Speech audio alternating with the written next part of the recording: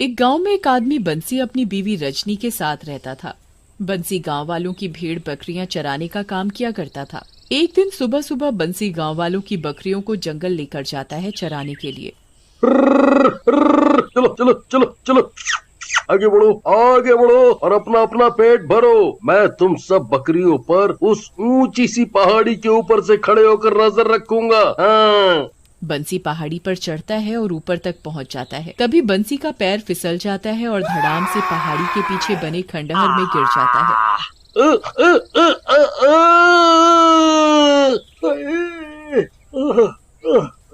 मैं मर गया। हाय रे। तभी बंसी को खंडहर के कोने से रोशनी आती दिखाई देती है। अरे वो रोशनी कैसी? इस घने जंगल में कौन इस खंडहर में होगा? जैसे तैसे कमर पकड़कर उठता है और वहां जाकर देखता है जहां से रोशनी आ रही होती है। वहां एक चुड़ैल सोई हुई होती है जो गर्भवती भी होती है। बंसी चुड़ैल को देखकर डर जाता है और चुड़ैल उठकर खड़ी हो जाती है। कौन हो तुम और यहाँ क्या कर रहे हो? कहीं तुम मुझे और मेरे बच्चे को तो मारने नहीं आए? इससे पहले कि तुम मुझे मारो मैं तुम्हें कच्चा चबा जाऊंगी। नहीं नहीं नहीं नहीं, मैं तुम्हें मारने नहीं आया। मेरा उस पहाड़ी के ऊपर से पैर फिसल गया और मैं यहाँ आकर गिर गया। चल तू अब यहाँ आ गया है तो आज मैं तुझे खाकर अपना और अपने बच्चे का पेट भरूंगी जो बच्चा मेरे पेट में है। मुझे मत खाओ, मुझे मत खाओ। आज तो तुम मुझे खाकर अपना पेट भर लोगी, पर कल का क्या है? कल किसे खाकर अपना पेट भरोगी? अगर मैंने तुम्हें छोड़ दिया और तुमने पूरे गांव में बता दिया कि मैं यहाँ छुप कर रह रही हूँ तो गांव वाले मुझे और मेरे बच्चे को मार डालेंगे। मैं किसी को कुछ नहीं बोलूंगा।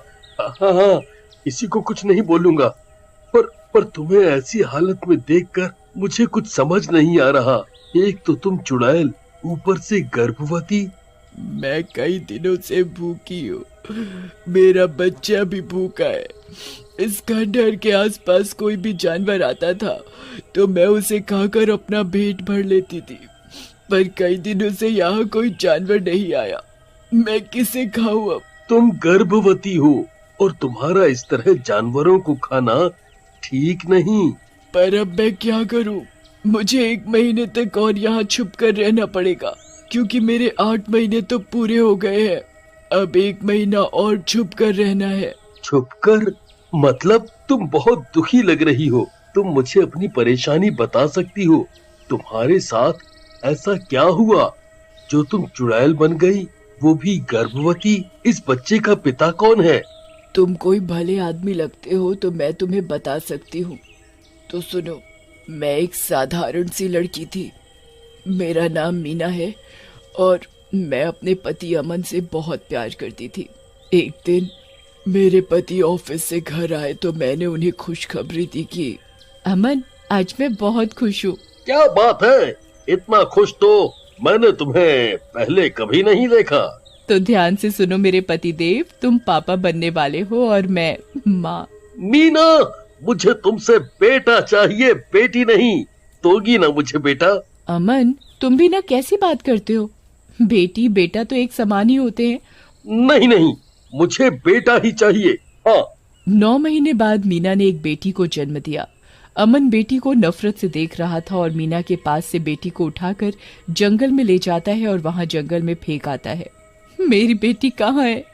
तुमने मेरी बेटी का क्या किया? उसे कहाँ छोड़ा है? मैं तुम्हारी बेटी को जंगल में फेंक आया।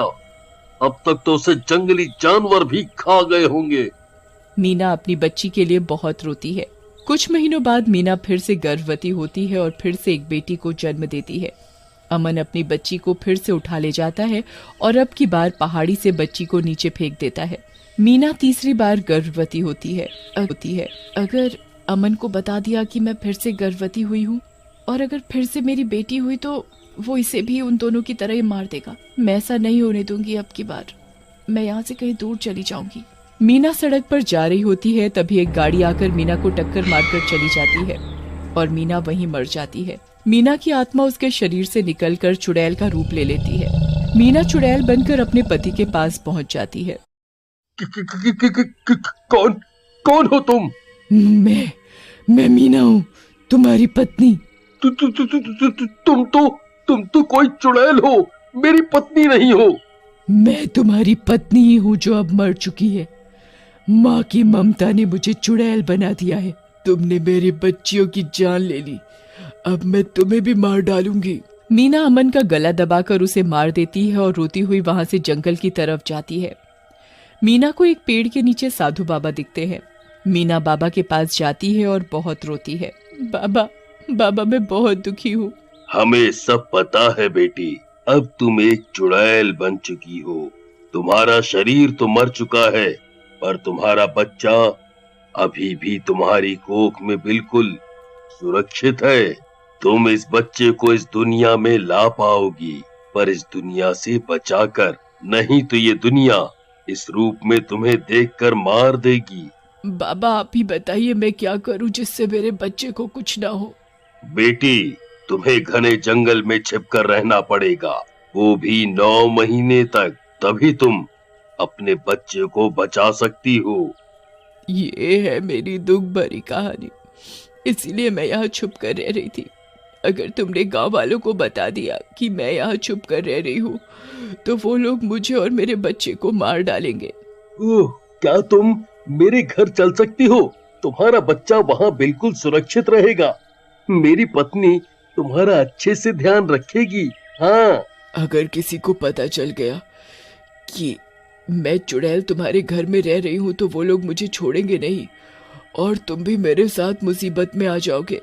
तुम चिंता ना करो, मेरी पत्नी बहुत अच्छी है। हम दोनों मिलकर तुम्हारा पूरा ध्यान रखेंगे, किसी को कुछ पता नहीं चलने देंगे। हाँ। बंसी चुड़ैल को अपने घर ले जाता है। चुड़ैल को देखकर बंसी की पत्नी डर जाती है।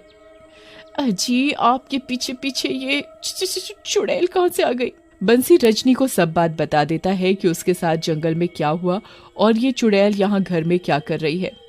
उसके साथ रजनी भी बंसी की तरह ही दिल की बहुत अच्छी थी। तुम चिंता न करो, तुम आराम से यहाँ रहो, तुम्हारे बच्चे को कुछ नहीं होगा। तुम बहुत भाग्यशाली हो जो माँ बनने का सुख ले पाओगी। मैं तुम्हारा मतलब नहीं समझी। मतलब रजनी कभी माँ नहीं बन सकती और मैं बाप। रजनी चुड़ैल का खूब अच्छे से ख्याल रखती है। चुड़ैल को अच्छा अच्छा खाना बनाकर खिलाती और उसे भरपूर आराम कराती। दिन बीतते जा रहे थे। चुड़ैल के 9 महीने भी पूरे होने को चले थे। एक दिन चुड़ैल बंसी और रजनी से बोलती है, तुम दोनों बहुत अच्छे हो, तुम दोनों ने मेरा बहुत अच्छे से ध्यान रखा, पर मैं चुड़ैल हूँ और जब मैं बच्चे को जन्म दूंगी तो चुड़ैल बनकर अपने बच्चे को कैसे पालूंगी। तभी दरवाजे पर ठक ठक होती है।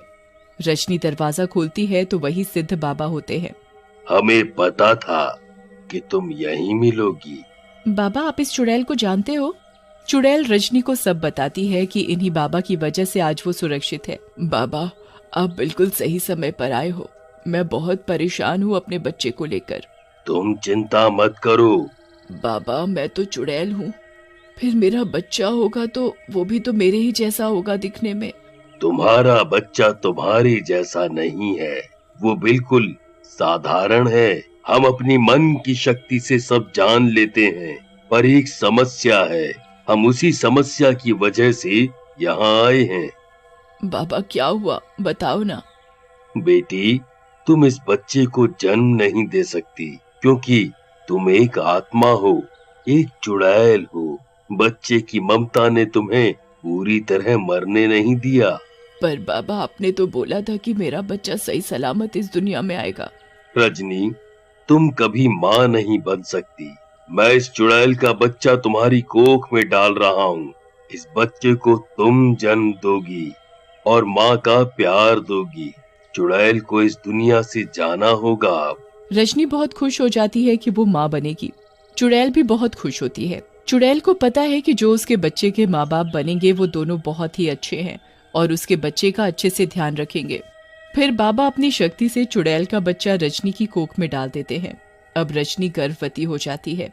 बेटी, अब तुम्हें यहाँ से जाना होगा। तुम्हें मैं मुक्ति प्रदान करता हूँ।